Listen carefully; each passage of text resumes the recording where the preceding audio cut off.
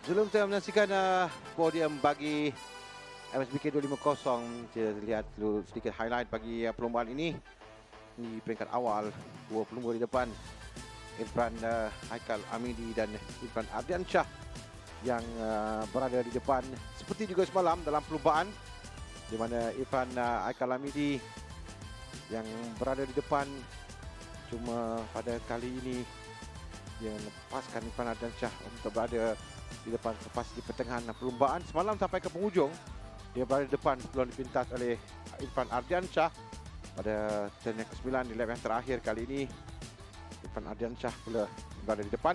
Cuma di bahagian belakang sedikit perebutan di antara Nguyen Hutri bersama dengan Nazrul Izzat, Mat Baharudin dan juga Akif Abdullah yang menarik perhatian kita. Tugas yang berat juga untuk Nguyen Hutri yang cuba untuk menaiki podium buat kali yang kedua. Tapi Nazrul Izzat mahu naik ke podium, dia bersemangat pertahankan kedudukannya walaupun kelajuan jentera Nguyen Hutri ketika diselekoh memang ternampak lihat dia dapat mudah untuk masuk, tapi kedalaman yang ada pada Nazrul Izzat dia mempertahankan kedudukannya di belakang untuk kumpulan B.